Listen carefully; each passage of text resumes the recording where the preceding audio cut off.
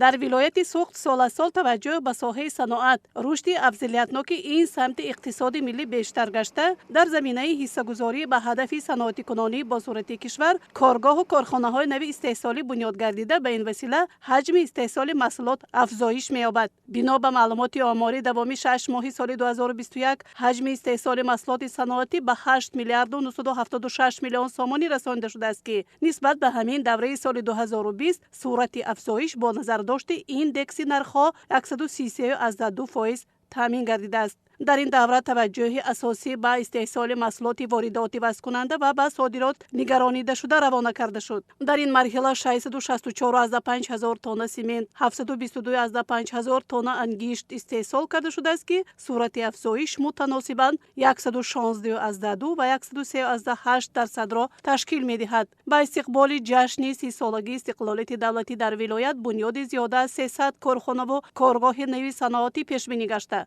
تنها دوامی سال 2021 با استفاده دادن 120 کارخانه و کارگاه‌های نوی صنعتی با 3027 جای نوی کاری و نقشه گرفته شده. با تدبیراندیشی مقامات اجرایی حاکمیت دولتی ولایت سوغد در مرحله 6 ماهی همین سال در شهر و ناحیه‌های ولایت 61 کارخانه و کارگاه‌های نو با 475 جای نوی کاری به فعالیت شروع نمود. بنا به نقشه‌و ҳадафҳои рушд 6 کارگاه نوی دوزندگی با 46 جای نوی کاری و 2 کارگاه استحصال پایافزال با 20 جای کاری تأسیس داده شد.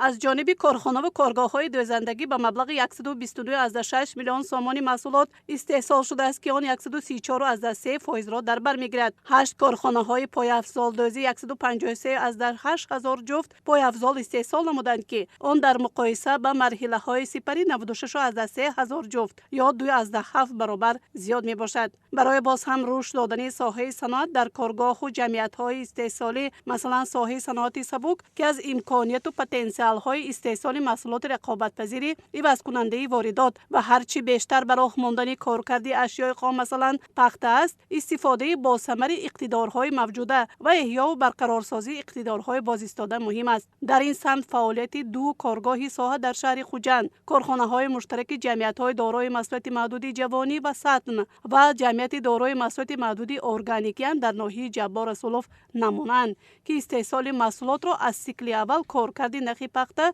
تا استحصال محصولات تیار دوزندگی و بندو بستیان عملی می نمایند و محصولات دوزندگی مثلا 2 کارخانه سطن و جوانی شیم و نیم شیمه ها پره به کشورهای اروپا به صادرات برآورده می شود. ولایت سوغد نه تنها در سمت صناعتی سبک کارکرد پخته، پیله و غیره امکانیت های زیاد دارد، بلکه با کارکرد محصولات خواجگی قشلاق هم در شکل تر و تازه خشک کرده شده و هم کنسرو شده نیز پتانسیل ها برای استحصال محصولات صادراتی زیادند. در این زمینه در ولایت سوغد سالهای اخیر با تأسیس گرمخانه و سردخانه های زمانوی کارگاه‌های کارکردی میوه و سبزیجات افضلیت داده شده. بنیادی باغات اینتنسیو و سوپر اینتنسیو نیز از زمین‌های رشد ساحه دانسته شدند. اقدام‌های نجیب صاحبکاران بهر رشد ساحه باغ و تاک‌پروری، تأسیس و کارندازی کارخانه‌های نوی کارکرد شایسته تحسین بوده. الحال از جانب آنها تشبس‌های دیگر مثلا بنیاد کارخانه استحصال محصولات ملایم سچاق جهاز رختخواب در ناحیه جبار سلوف عملی می‌گردد. نوابسته از تدبیرهای عملی شونده برای نائل شدن به صنعتی کنانی با صورت کشور، فعالیتی با ثمر و با نظام کارخانه‌های استحصالی